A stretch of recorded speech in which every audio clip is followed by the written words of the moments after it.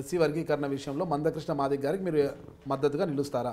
వర్గీకరణ కావాలని తీర్మానం చేసిన పార్టీ మా నేషనల్ పార్టీ మాదే అని చెప్తుంటే నువ్వు ఇప్పుడు చేయలేదు. మందకృష్ణ మాదిగ గారు ఉద్యమిస్తున్నారు, ఆయన ఉద్యమానికి బాసటగా నిలుస్తారా?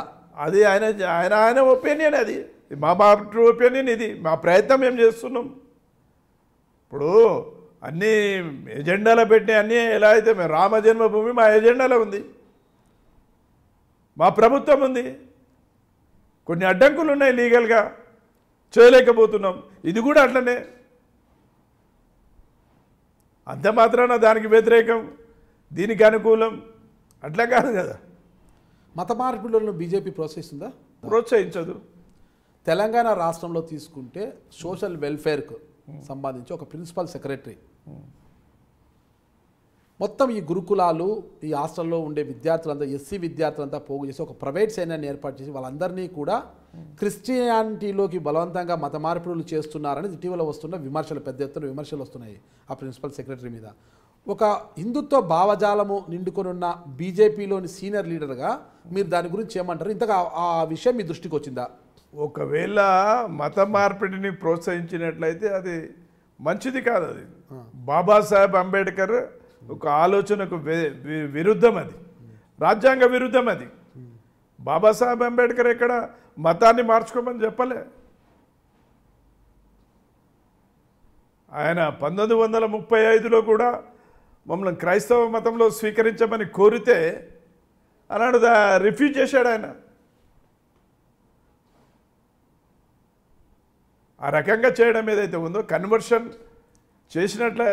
చేసేటందుకు ప్రోత్సహించినట్లయితే అది తప్పది, రాజ్యాంగ విరుద్ధం. అది తెలంగాణలో ఇప్పుడు అది జరుగుతోంది. ఆ ప్రిన్సిపల్ సెక్రటరీ బలవంతంగా ఒక ప్రైవేట్ సైన్యాన్ని ఏర్పాటు చేసి ఎస్సీలంతా కూడా మరీ ఏరుతూ వాళ్ళందరినీ కూడా క్రిస్టియానిటీ వైపు మరల్చేలా చేస్తున్నారంటున్నారు. ఒకవేళ అది ఇట్లా జరుగుతుంది, అది ప్రమాదం. అది అలాంటిది హక్కుల కోసం ఎడ్యుకేట్ చేయడం. కేంద్రంలో అధికారంలో ఉన్న బీజేపీ పార్టీకి సంబంధించి మీరైతే ఏం చర్యలు తీసుకుంటారు ఆ విషయంలో? కన్వర్షన్కి ఇట్లా చేసినట్లయితే అది సమంజసం కాదు, చట్టరీత్యా చర్యలు తీసుకుంటారు. చట్టమే చేసే పని చట్టం చేస్తుంటుంది. రాష్ట్ర ప్రభుత్వ ఆధీనంలో కదా అదన్నీ ఉన్నది. 2019లో తెలంగాణలో మేము అధికారంలోకి రాబోతామని గట్టిగా చెప్తున్నా మీరు, కేసీఆర్తో చెల్లిమి కోసం అర్రులు చేస్తోంది బీజేపీ పార్టీ అన్నది కాంగ్రెస్ పార్టీ విమర్శిస్తుంది కదా, దీనికి ఏమంటారు? అంటే ఉబలాట పడుతుందని కాంగ్రెస్ పార్టీ అంటోంది కదా. కాదు. అంటే మీరు ఒంటరిగా పోరు బరిలోకి దిగుతారా తెలంగాణలో? మేము ఒంటరిగా పోయేటందుకు రంగం సిద్ధం చేస్తున్నాం. బూత్ కమిటీలు వేసాం, విన్నావా? అసెంబ్లీ వైజ్గా సదస్సు నిర్వహిస్తున్నాం. ఇవాళ దళిత అదాలత్ నిర్వహిస్తున్నాం మేము. అట్లనే రైతు పోరు, గిరిజన గరిజన నిర్వహిస్తున్నాం. ఇవన్నీ మేము సమాయత్తం చేస్తున్నాం. కార్యకర్తలను, ప్రజల్ని ఎడ్యుకేట్ చేస్తున్నాం. తెలంగాణలో ఎందుకు బీజేపీ రావాలన్న అంశం ప్రజల ముందు వస్తున్నాం. తెలంగాణ వస్తే ఏవి వాగ్దానాలు చేశాడు, ఏ వాగ్దానాలు ఏవేవి భంగమైపోయాయో, శుష్క వాగ్దానాలు చేసి తెలంగాణలో దళితులకు శూన్యాస్తాలు చూపెట్టిన కేసీఆర్ని ఎండగడుతున్నాం. ప్రజాకోర్టులు నిలబెడుతున్నాం. మేము ఏం శూన్యహస్తం చూపించారు?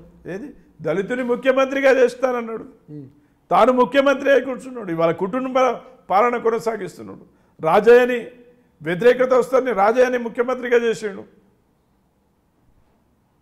రాజయ్యని పదవి చిత్తుని చేసిండు. రాజయ్యని ఎందుకు తొలగించామంటే అవినీతి ఆరోపణలు వచ్చాయి. ఎవరి మీద అవినీతి ఆరోపణలు రాంది? రాజయ్య ఒక్కడే దొరికిండా?